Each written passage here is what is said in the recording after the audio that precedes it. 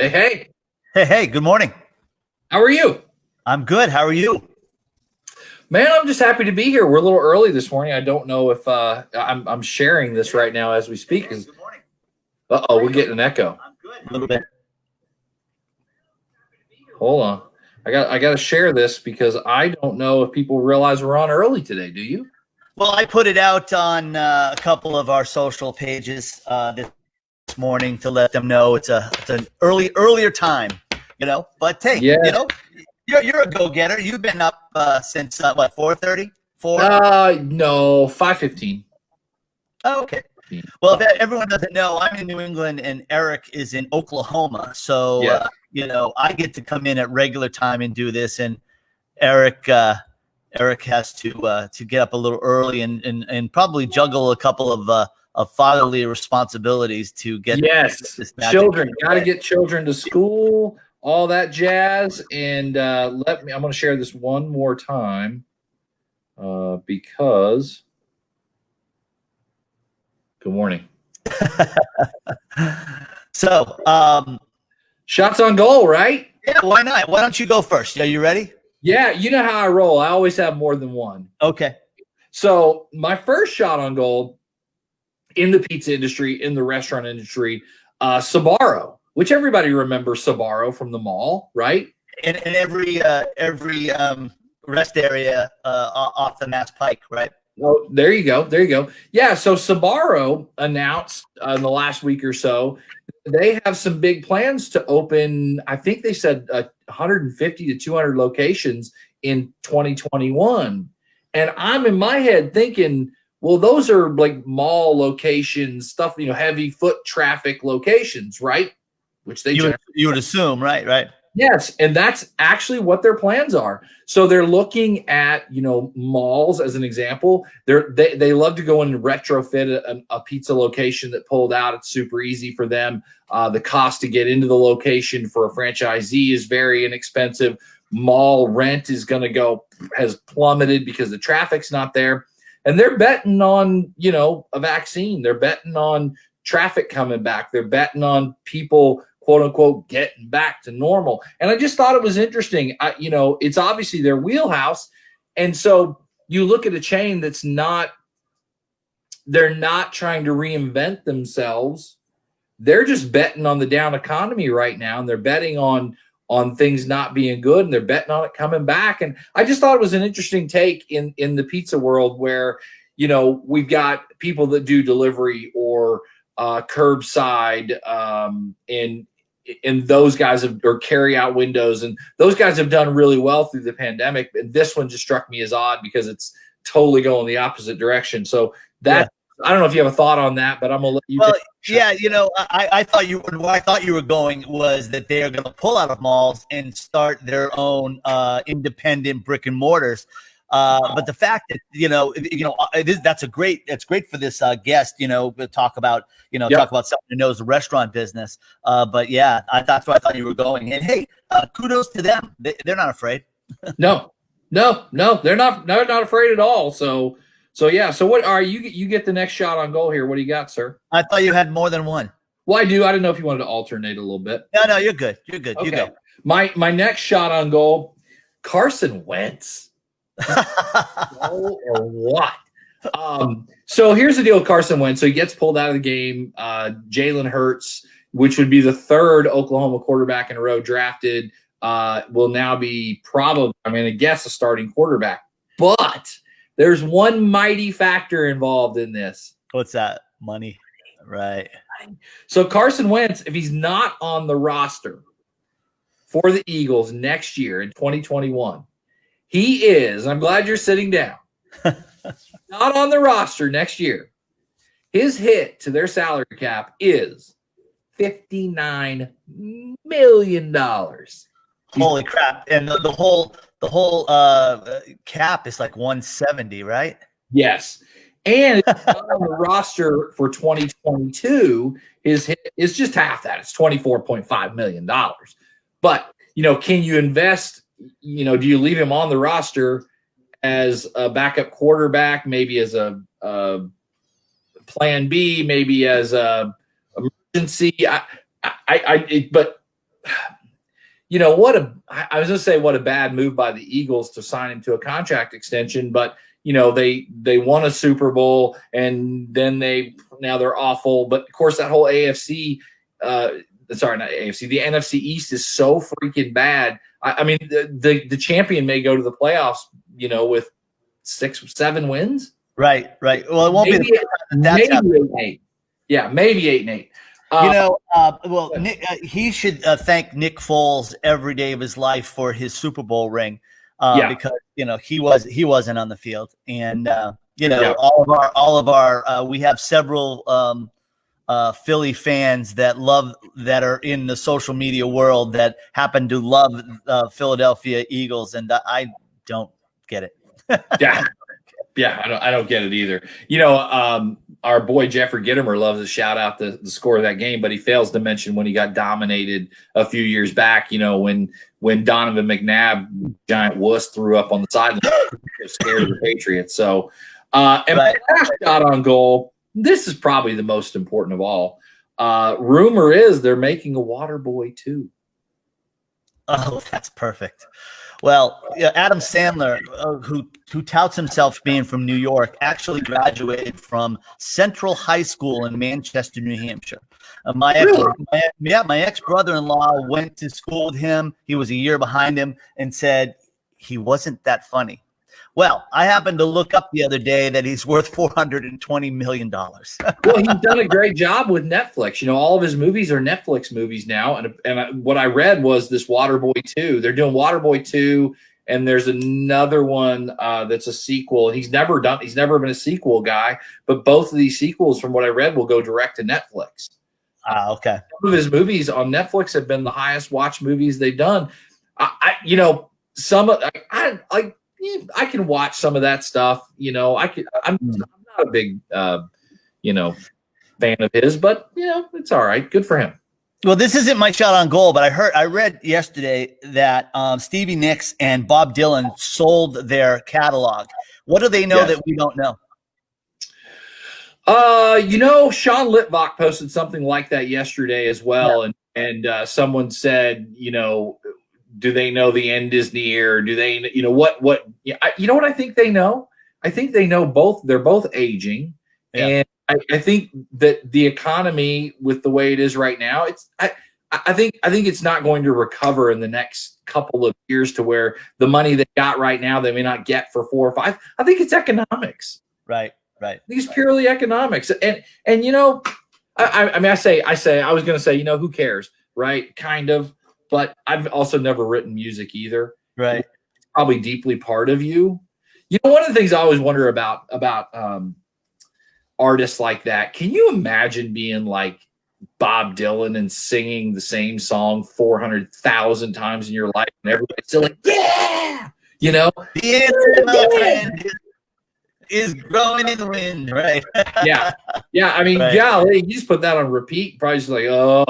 They probably get sick of doing the same songs over and over. Right. And now they get to hear them on commercials whenever they scroll by. I think it's just purely economics. It has to be. So anyway, that's my 3 shots on goal today. So cool. All right. So my shots on goal are marketing related. Since we've got someone that's going to be coming on and can talk about no sequels. By the way, that was the only one, I believe, was Grown Ups 2. So I believe that was the only one, and I think that was Wes that said that. So that was probably he would know. So I got this introduction. Thank you. Introduction card in the mail the other day from a local bank who wants my business. And I'm in printing and marketing, and I noticed that there's no stamp here. Right. This is bulk rate. And then when I open it up, it's pre-printed with these 2 people that want my business that have their signature down here. That's right there. I would never call them. Right. I would never call them. I would never call them. I don't care if they have the best rates. They don't want my business that bad. And plus, there's no follow-up call to this piece that has happened. I got this like several weeks ago. Right.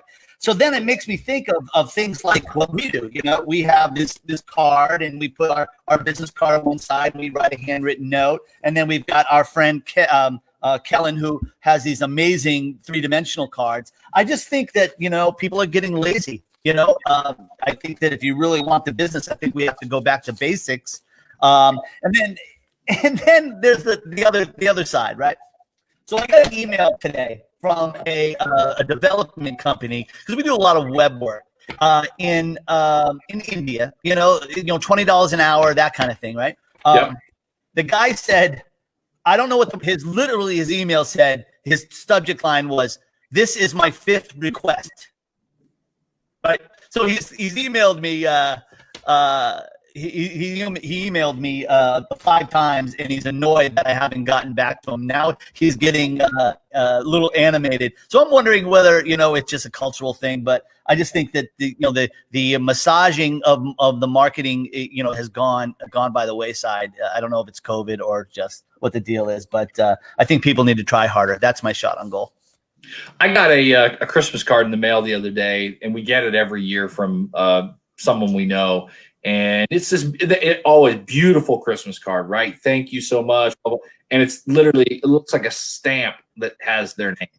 And I'm, if you're going to take the time to send me a Christmas card, just scribble it on it or something. By the way, Tim, you're really choppy today, so I don't know if you know that or not. Yeah, I don't know that. We were having issues with that camera this morning too. Maybe it's just that it's early and it's not warmed up.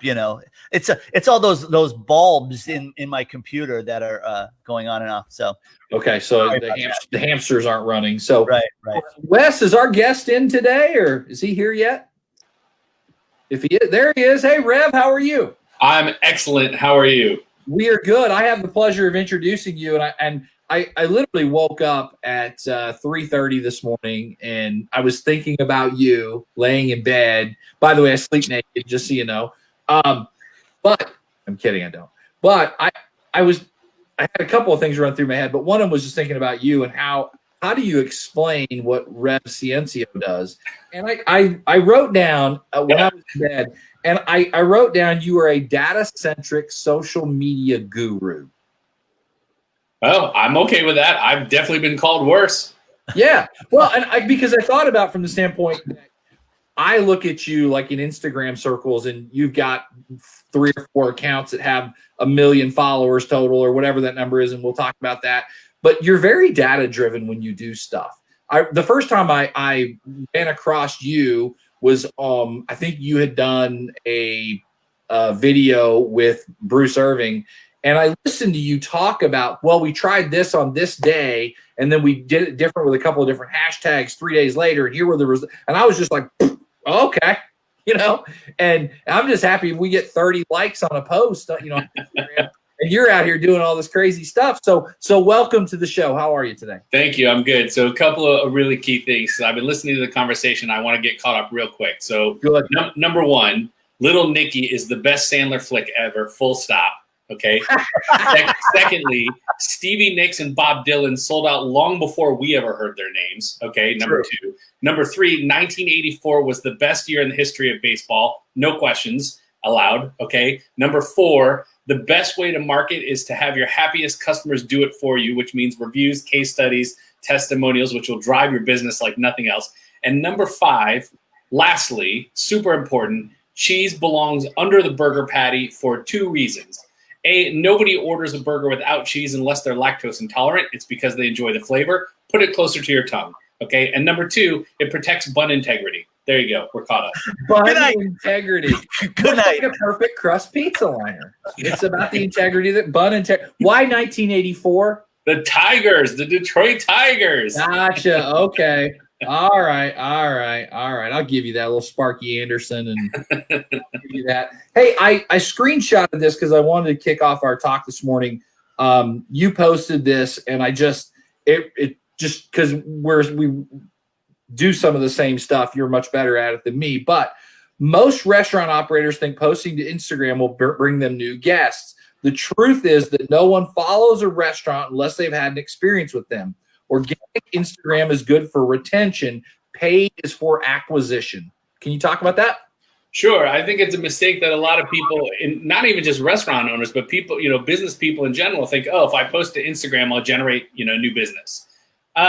nobody really follows a brand or a restaurant on Instagram unless they either intend to or have had an experience, right? Which means what? It's not new customers, right? Or it's not potential customers. It's already somebody who's had a brand experience. So it's great for retention. It's great for upsells. It's great for cross sells. It's great for building for community. But sharing content to your Instagram account is not how you attract guests, right? The best way to use Instagram to attract new guests or new business is paid, right? It's a pay-to-play platform. I mean, you said you're happy getting 30. I'm kind of in this universe where I have 100-some thousand followers on my main account, and I get like 400 or 500 likes. It's ridiculous. When I remember when I had like 30,000 followers and I would get like 4,000 likes. Boy, I wish those days were here anymore. It's not that though, right? But there are lots of people on there. The targeting is pretty intense. And if you want to use social media to drive awareness, like for new customers, you got to pay for it. That's how it works. Yeah. I want to ask you about some of your accounts. So your personal account, you have over 100,000 followers on Instagram. And there are some people that Joe Soto, who's been on our show, talks about, doing a live like this and taking and boosting the post so you gain traction and turn around, those people become followers. Then just kind of rinse, wash, repeat as that snowballs. Did you do some of that with your account, or was that all organic growth, or how much of that do you think what percentage of the 100,000 came from a paid to play kind of situation? Boy, man, you put me on a spot with a question I can't answer. I take away the data center. I don't know what percentage were earned from paid. Okay. Right. But the answer is yes. I've definitely employed paid tactics to gain awareness for myself and my business. So, I practice what I preach. I looked the other day, I think I've spent probably $3,500 this year on Instagram and Facebook advertising. But look, if you do the math, if you're a restaurant operator, I think I'm running loose numbers here because I don't have it in front of me, but I've generated something like 400,000 impressions from $4,000, right? Even if like 1% of those people buy from me, like who cares? That was nothing. You know what I mean? Yeah. If 10% of those people buy from me, like I'm ridiculously rich. And that's why like when restaurant operators come to me and be like, oh, how do I attract new guests? I'm like, pay for it. Like if you can drive an impression from somebody who lives within a 3-mile radius of your store, for 0.004 cents, like, why would you waste time taking pictures of pizza and posting them to Instagram for 2 hours a day? Like, automate that. Well, I don't want to hog all the conversation. No. Well, hold on. I said that with all due respect, but I want to run down that rabbit hole just a second. For people that don't know, you said the people that are within 3.5 miles of your location. How do you find those people? I know how. Can you talk about how to find those people on Instagram? I mean, there's a couple of ways. The obvious answer is pay, right? Yep. Like you can do ads. And by the way, I want to be very clear for anybody that's watching. I really don't advocate for doing promoted posts. You have very, very limited targeting and very, very limited options and very limited goals that you can do there. And if you do it continually, you'll actually exhaust your audience, right? And the other thing, too, is you're boosting on a hunch. It's like, oh, we want to promote our birthday parties. Maybe nobody cares about them. Maybe it's not the reason why people want to follow your account.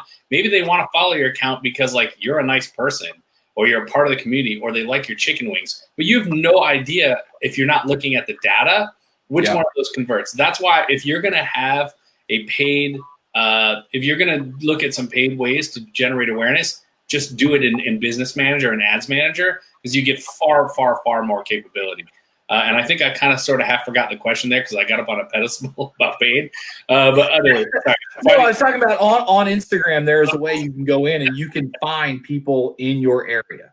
Sure. A couple other ways to do it. Here's the organic, hacky way to do it, which definitely works and is great for a local restaurant, is you can go into Instagram. You can search by location. So you can search for your town. I live in Rutherford, New Jersey. So I love to pick on Matt Ferrazzoli because I love him and I love his pizza business. But Matt Ferrazzoli could log into Instagram. He could go to searches. He could look up Rutherford, New Jersey and see all the people that are tagging and posting content in Rutherford, New Jersey. And he could DM them. He could like them. He could comment on their page, whatever. It sounds like a hack. It's really not. It's just a really brick by brick way to go meet locals. Another way to do it, if you know there's a competitor in your town this is a little nefarious. But if there's a competitor in your town, you can go look at people who are commenting on their posts, and you can DM and comment on their pages. Hey, I mean, I think it's all fair in love and war, right? So I just love that you said nefarious. Like that's the good word, being a jerk on Instagram. But I love it. I love it. So Tim, you had a question. I'm sorry. Yeah, no, that's all good. I mean, you both live in that restaurant world. Rev, nice to meet you. I did a little background check-in on you and listened to some podcasts that you had been on. I thought this conversation was going to go in a different way. You're like, I was checking into you. I was like, all right, how much do I owe you? Well, I could ask you the serious question, or I'm just going to go right to it. Tell us about your love of Arby's. Oh man, Arby's! I love Arby's. I really do. I think I might even have it right here. Yep, I do. I was one of the very first. I have an official. I don't know if you can see that on the screen, but it's an Arby's Meat Crafter card. That's nice. That's made of steel. Wow. And I am number 356. They only give these out. You can't ask for them. But I love Arby's for a number of reasons. So I've loved Arby's since I was a kid because I love the food, right? Roast beef and cheddar, curly fries, like the fast food is just awesome. I'm definitely carnivorous. So their spin to be the meat place really has appealed to me. But you know what I like as an adult, what I've really grown to like about Arby's? They are incredible marketers, right? They're incredible from a brand perspective. They know who they are. They know who their audience is. They know what their voice is. They know what their value proposition is. Like they get who they are and who their customer is from the ground up. My favorite promotion they've ever done was the venison sandwiches. Do you guys remember those? No, I don't. It is like great job, Arby's. Good job. I'll tell you why it's great for two reasons. First of all, venison is my absolute favorite thing to eat on the entire planet. Most people don't know that. So number one, that was appealing. Number two, when I found out why they decided to do venison sandwiches, I was like, you're the greatest brand ever. So they paid a research firm to be like, okay, tell us who our customers are. Like really find out. We just don't want, adults X, Y to Z that, suburban, blah, blah, blah. They're like, we don't want that. Like, what are their real deep interests? And they found out that a significant portion of the hunting industry and people who were into hunting, their favorite QSR was Arby's. And they're like, how do we appeal to this base that we have? No other brand out there, from a QSR standpoint, is embracing the hunting lifestyle. And they're like, let's make a venison sandwich. And so they released, I think, literally 2,000 sandwiches. That's it. And they only released it at like a number of locations in hunting places that were not like, Eastern PA, and right. It sold out in minutes. In New York City, it sold out in 15 minutes. Who's hunting in New York City? The cops? I don't know. But when I was like, oh my God, I can't believe how much money you spent on like developing an item, only releasing like 2,000, all the advertising. And they were like, yeah, it was genius. And like they had a huge lift in their entire business just from that. They did it again the next year. They had an elk sandwich, which was delicious, and a venison sandwich. And I'm like, you know what? That's smart marketing. That's a brand that gets who they are. I'm not done, okay? They are awesome. They are awesome at one-to-one marketing. Awesome, okay? I get emails from them like every other week on a Monday, right? Promoting their 23rd Street store in Manhattan. Why? Because I used to work across the street from the 23rd Street store, and very frequently on a Monday around 2:30, I'd be like, I need a snack, right? And I was running across the street and getting like those little buffalo chicken sliders they have, which I love those. I love those. That's my favorite thing from Arby's. Yep, or getting like the jalapeno beef slider, but whatever they do that I like to order on a Monday, or I just order that week. And so they have the data in their base and they're reading it and they know when to market to me. They know which store to market to me. And I don't ever get an email about their fish sandwich. You know why? Because I don't eat fish. It's disgusting, right? They know in their data that I eat roast beef and cheddar. They know that I eat the barbecue items. They know that I eat curly fries. And they know that I click on their store because I get promos for like their bacon merchandise. They're the smartest QSR brand that I've had intimate interactions with, and everybody should try to be more like Arby's. I have a follow-up question. I also know that their big tagline is "We have the meats." So why aren't you wearing your meat sweats today? You know what? That's funny. That's a good question. So I think there's less than 5 people in the world that have those, and I got gifted one. It was like the best day ever to have like a knock on my door, be like, we have a gift from Arby's, and I opened it up, and it was a sweatsuit, full body, top and bottom, with the design was pictures of all the Arby's meats on it. At the time, I weighed at I was a different weight. so now they wouldn't fit me. Although now that I'm thinking, I've lost 24 pounds in the last month, so they will probably fit me again. So I need to find them, and you're right, I need to wear them. All right, cool. Regarding Arby's, and it is kind of a funny story. My daughter, who's 8 now, she had to been 4, and we were driving by Arby's by her, and our 4-year-old goes, "We have the meats." And I'm like, well, that worked. That works. And by the way, I'm right there with you. The buffalo chicken sliders, which are 300 calories a piece. I mean, I'll go punish like 4 of those at a time, and they're pretty good. I wanted to ask you.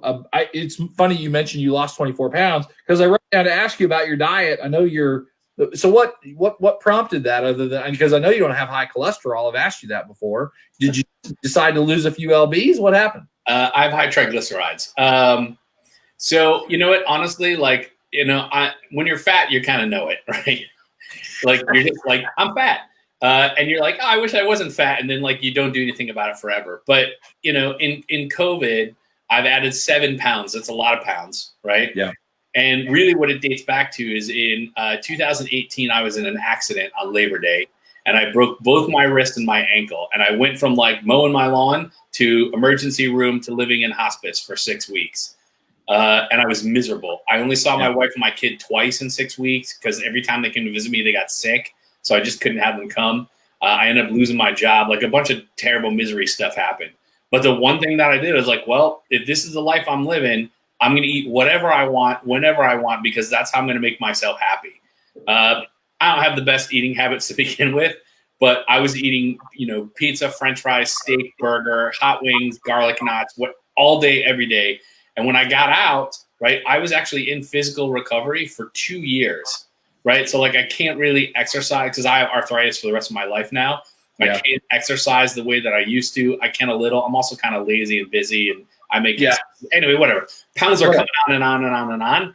And one day I just woke up and I was like, I don't like this. Like, I really don't like this. And that day, I told my wife this morning. She didn't know. So it's funny you guys asked. I was sitting on the couch on a Sunday. My kid was in my lap snuggling me. We're watching TV. And it was like a really cute, like he's taking a nap, I'm taking a nap. And my wife took a picture because there's this endearing moment where, dad and kid are snuggling, whatever.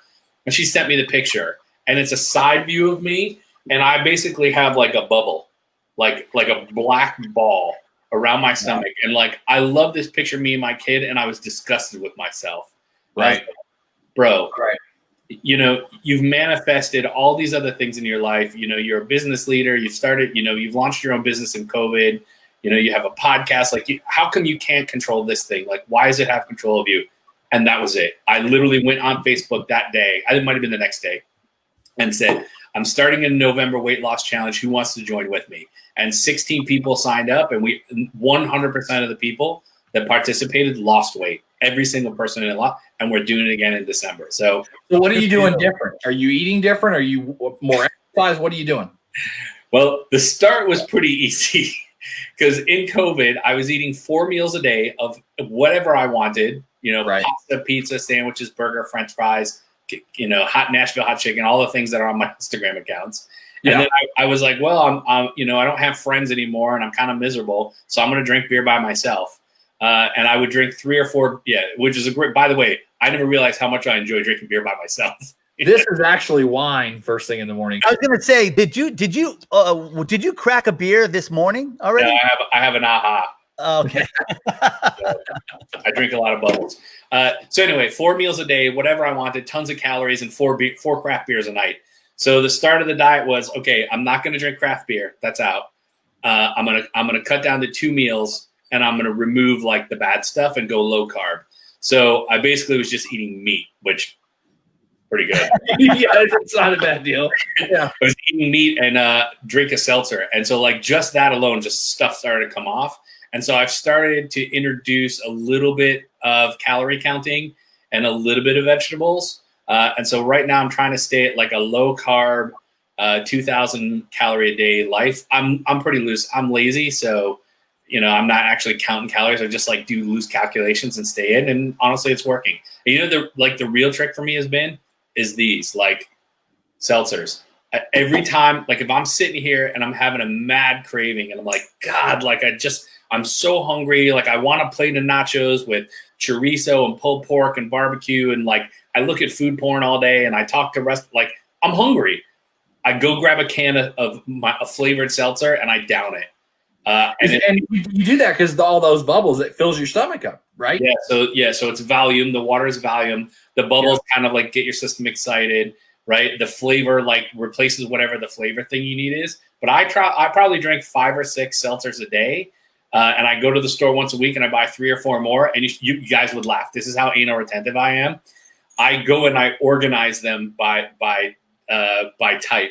So if I go downstairs and I want to grab 4 cans, the first 4 cans are like the last 4 that I haven't had. And so you go downstairs and I have a strawberry and a grape and a limoncello and an apple, and when I buy new ones, I rearrange all of them again. It takes me like a half hour. It's so stupid. Is there a meat flavored seltzer? Is there what? A meat flavored seltzer? I don't know if I want to find one. I'm kind of happy with the fruity flavors right now. We need to get Arby's to hook that up. We normally try to keep this about 30 minutes, and we're at 30, and then we'll come back and record some OT stuff. But while we're live, I wanted to ask you about Fun with Fries. You've got 400,000 followers on that page. How long have you had it? B, I'm sure you've got some paid sponsorships. I see some Lamb Wesson stuff on there, and all, but some of those photos are just absolutely incredible. Like, are those all your photos? Have you taken all those? No, they're not mine. So Fun with Fries is an Instagram account I run. That's basically, I'm the world's largest French fry influencer, and I don't mean largest. Yeah. I mean that I have more followers for people who are interested in French fries than anybody else. It started kind of as a joke. I don't know if you guys know Ryan Hinkson. He runs @EatFamous. He's like Canada's biggest food blogger. But at the time, he had like 150 or 200,000 followers, and this must have been 2014 or 15. And I think I had like 17,000 on my main account. And we had him on my old podcast called Like, Bite, and Share. And we're like, how do you do it? And he basically like gave us a master class on how to build following on Instagram. And I was like, all right, now that I have your knowledge, Ryan, I challenge you to a French fry contest. Best 2 out of 3, whoever can get the most engagement on a picture of French fries wins. And I beat him 2 out of 3. Right? Wow. 17,000 followers, and he had 170 or something, like 170,000. I beat him 2 out of 3. And in that, I realized 2 things. A, wow, people really like French fries. Right. And there was no like French fry themed account out there. And I was like, oh, there's a hole in the market. And number 2, at the time, I was like, I help restaurants with their marketing all day. If I start a channel where I get a bunch of French fry followers, I can promote my friends' businesses and my customers and my clients who serve fries by posting them. And I was like, I'm just going to go do it. And people were like, this is the dumbest account ever. Like, what? Like, you're going to run out of content. Like, nope. Nope. Never. Fry porn. Hey, we haven't even talked about third-party app stuff, which is, I think, a lot of what you're doing right now. And I want to kind of wrap this up the next couple of minutes and then go to the OT and record some more. But will you talk real quick about what you've got going on right now as far as how you're helping the restaurant industry and how people can get a hold of you? Sure. Thank you for bringing that up. So I host a boot camp called the Third to First Party Conversion Boot Camp, where I teach restaurant operators, owners, and marketers how to get guests to stop using Grubhub and Seamless and DoorDash and Uber Eats and order directly instead. I also show them how to make those customers not go back to third party and how to generate more orders than they would have regularly. It's pretty cool. I've done the boot camp 3 times this year. I think I've had 50 or so restaurants go through it so far. A lot of them are seeing at a minimum 100% lift in first party orders, meaning guests ordering from their own system. I have one customer who has seen a 200% lift in first party orders. Wow. And I like another guy that's gone through it that's beating his annual projection already in December by 200%. So, I've been in the business for a long time. I know lots of smart people like you and a lot of our colleagues. And I asked everybody the questions. How do you do this? How do you do this? How do you do this? I took all that information and cobbled it into a 4-week course and was like, all right, I have the ability to help people, and I put it together. And we're actually live in a boot camp. Today is week 4. It's the final week. and I'm going to bring it back in January. Awesome. How can people get a hold of you? Any of the screen names that you've shown on today, you can DM me on Instagram at RevCiancio. You can private message me on LinkedIn. I'm RevCiancio. You won't find my email address on the branded site, although I do work with branded. You can email me, rev@brandedstrategic.net. And if you Google expert burger taster, I'm the top 7 results. So any of those methods, just pick your favorite. And just call Arby's on 23rd Street, and they'll probably just they'll just transfer you straight to Rev. So Rev, we're going to jump off, and we'll come back with you in the OT. And thank you for being on today, my friend. Thank you. I see you guys in the OT. All right. Well, Tim, you got any parting words before we jump off today? Well, I just want to thank our producer, Wes, for putting this together. We had a little craziness this morning with the internet being whacked out. I want to thank our sponsor, the Woodstock Inn Brewery. I think we'll just edit the whole, I don't drink craft beer part out of his interview anymore. But, I love craft beer. Me too. Yeah, and I could probably stop drinking it and lose some LBs myself. I'm good. Thanks, Eric. Another great show. Who do we have on next week? Next week, we have Kevin Bobbitt, who is the VP of marketing for a company called iRacing.com that has just grown like crazy, especially during COVID. And he'll have some great stories for us. That's awesome. And the week after that, which is Christmas week, just a massive Christmas present, we've got Rich Villar and Kim Hubbs on, who they're talking about doing something special in the penalty box because they're hockey guys. I don't even know what that means. I wouldn't be surprised if they don't have teeth or something like that. There's just no telling with those two. Well, I don't know, but if they have brought Wes into their plans, then we have a problem. yeah, no doubt. Michelle was on this morning. Hi, Michelle. Hi, Kenny Mayberry. How are you guys? That's a wrap for today. We're going to jump off here and then do the OT and record that. And I've got a lot of good questions. Rev is super smart. And for any restaurant operators, if you're using third-party delivery, we're going to really get into that conversation because he talks about let them go find the customers and you steal them. And so it's good stuff. So thank you all for watching today, Tim. I will see you in the OT. Wes, I'll see you in the OT. And if you're watching today, be incredible, my friends. Thanks, Eric. Have a good day, everyone.